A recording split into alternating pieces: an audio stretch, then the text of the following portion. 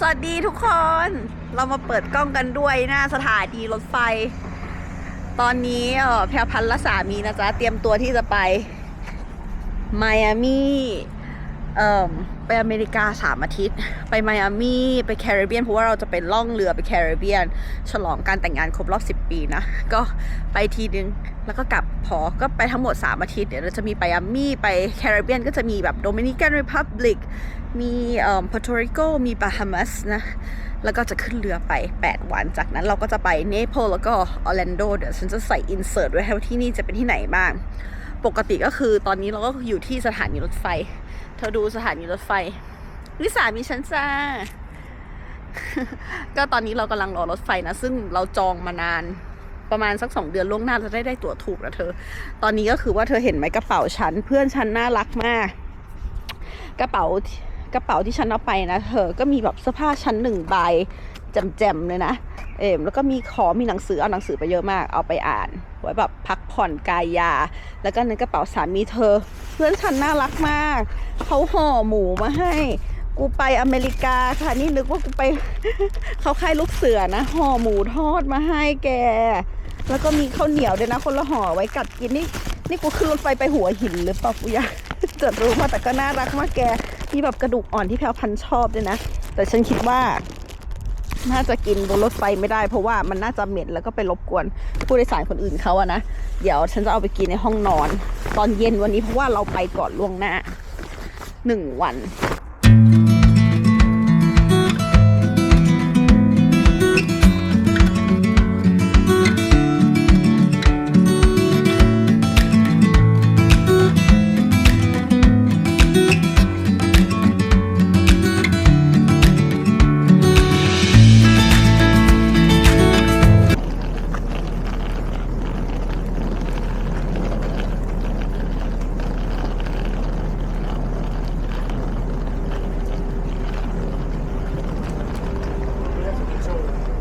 Erik was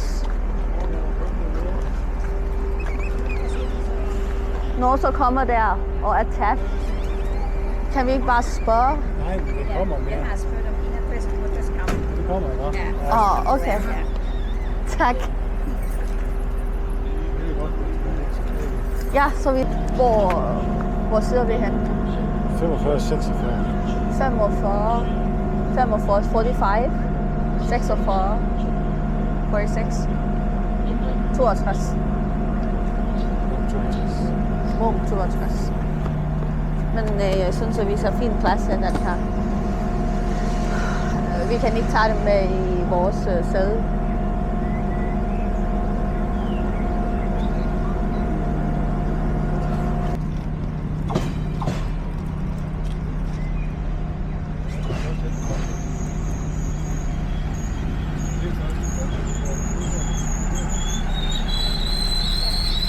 Den vores, ja. Vores.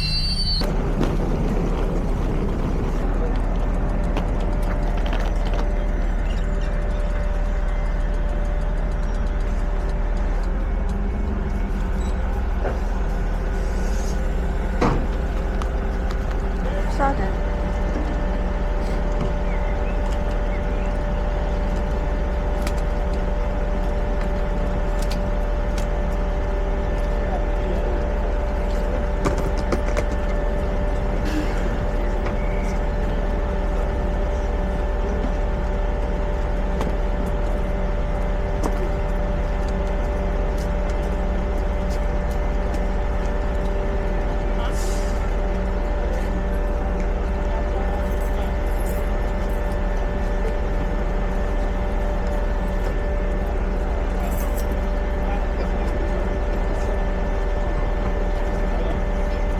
Så mange.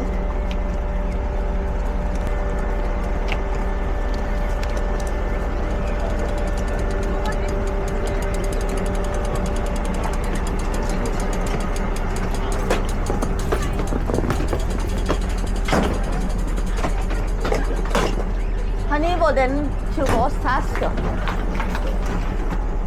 Måske vi skal her først til at sætte vores tasker. Ja, det er det.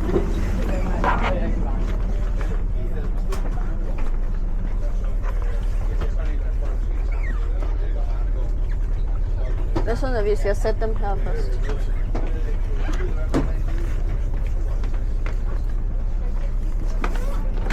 But how to lock it that it's not moving? Okay. Hvis jeg kommer igen nu. Kom. Jeg tror, det er en samfund. Jo, jeg mener, Du var blevet stærkere siden. på station. Okay.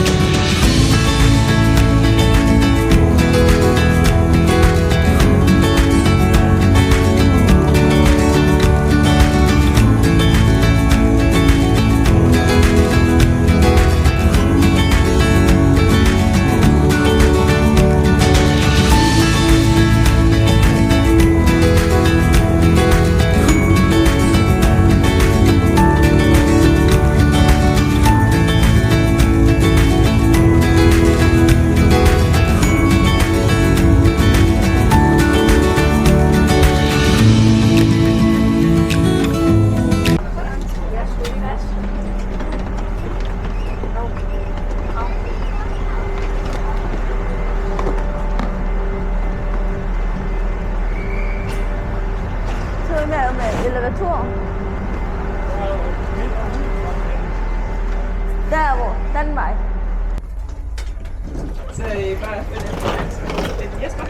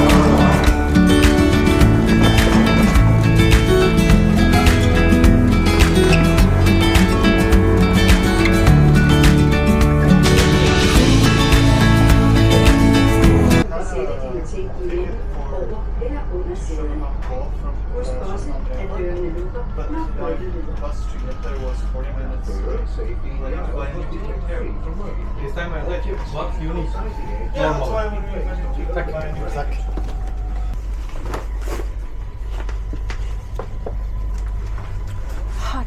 sauce, hot sauce. Who is saying that I look like high school students with this outfit? The sandwich was good, right? It was tasty, the bread. Yeah, it was okay.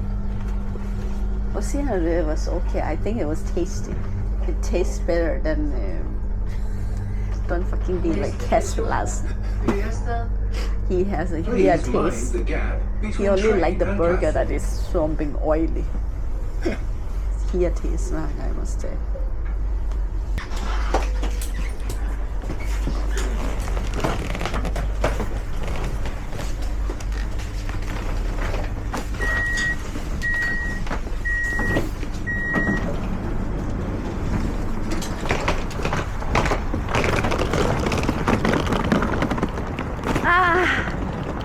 Finally, I'm just somewhere I can walk. Oh my god.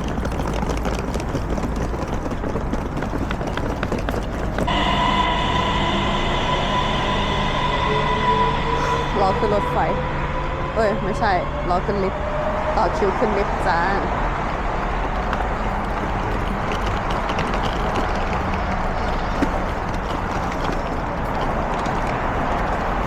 น็อกแฟส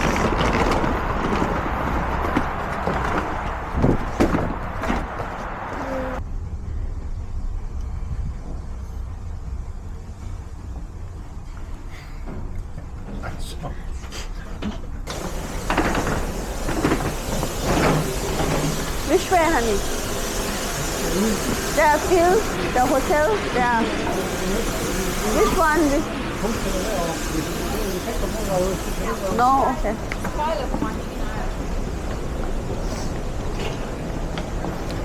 ก็คือว่าเราอยู่โรงแรมที่ไกลออกจากลูกทาวน์นิดนึงเพราะว่าเราไม่มีพื้นที่ No, yeah, hotel, I can see it there.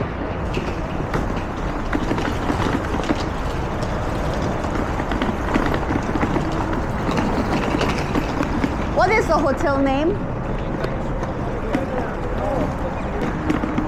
Where is Stowline? Why we are sleeping here? Why we are sleeping here? Huh? ที่แดนไว้คือเดือด เพราะมันแพงไปเธอเราจะมาแบบประหยัดหน่อย ก็เลยมาไกลนิดนึงนะจ๊ะ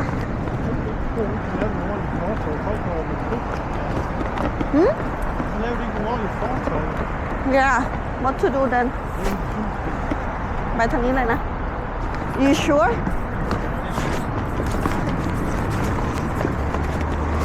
เมืองมันมีแต่น้ำอ่ะ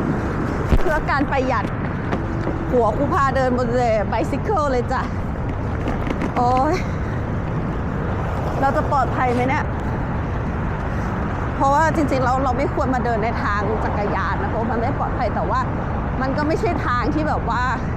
กระเป๋าใหญ่ๆจะลากกันได้อะเนาะแต่เดี๋ยวพรุ่งนี้เราไปด้วยแท็กซี่ก็น่าจะโอเคแต่ว่าถามสามีว่าลืมไปว่าทำไมเรามาอยู่โรงแรมนี้วะอ๋อสามีบอกมันประหยัดจ้ะเพราะว่าตอนนี้โรงแรมหน้าสนามบินก็คือ 3,000 คืนนึงนะ 3,000 โคนะ 15,000 นะแค่นอนแค่แป๊บเดียวอันนี้เราก็ประหยัดกว่าอันนี้ how much is this cost อันนี้ก็ประหยัดแล้ว 1,200 1,200 ประหยัดตรงไหนวะก็แพงเหมือนเดิมแล้วป่ะโรงแรม 1,200 ก็คือ 1,200 คนก็อยู่ที่ประมาณ 6,000 ประมาณ 6,000 มันประหยัดตรงไหนวะ 1,200 คน 1,200 คนนี่แต่ว่าเข้าใจได้นะโคเปนเฮเกนครั้งที่แล้วที่แพรวพันธุ์มาทำงานก็ที่บริษัทจ่ายค่าโรงแรมให้ก็คือ 3,000 นะ 3,200 คน ตอนนี้เราเป็นแบบบ้านนอกเข้ากรุงนะคะ ก็ไปจ้ะ 1,200 ผัวบอกถูกแล้วนอนแป๊บเดียว 1,200 ป่ะแล้วก็อยู่แค่นิดเดียวเองสถานีรถไฟก็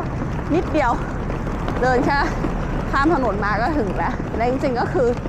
จากสถานีของสนามบินมาสถานีนี้5 นาทีนะทุกคนเพราะฉะนั้นก็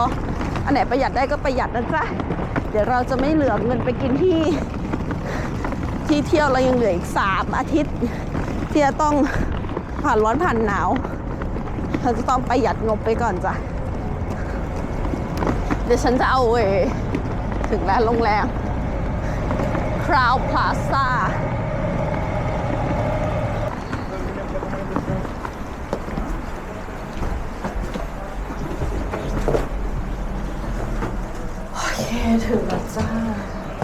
เราอยู่ในโคเปนเฮเกนทาวเวอร์ที่นี่ก็ออฟฟิศเยอะ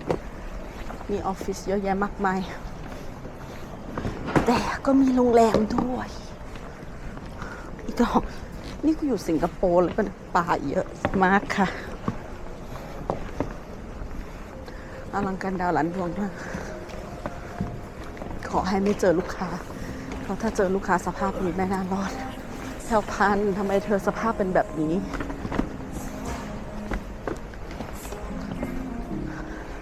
ให้ดูสภาพป่าโอ้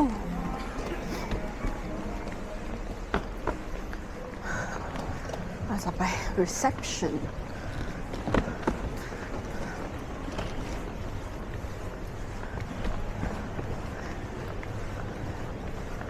เดี๋ยวฉันจะออกมากินข้างนอกนั่นแหละ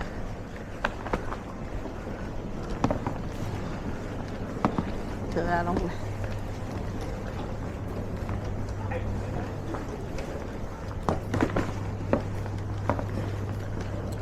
ถึงแล้วให้สามีเขาเช็คอินไปฉันจะนั่งรออยู่นะจ๊ะ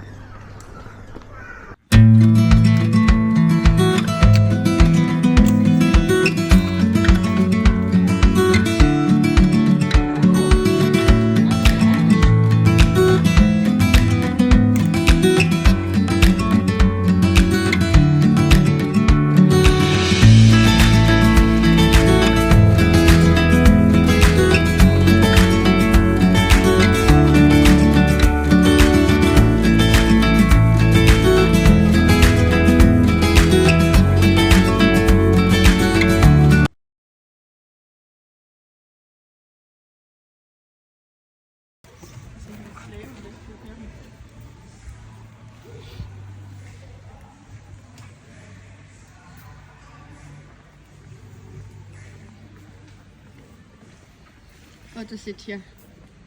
Yeah. Yeah, I think better.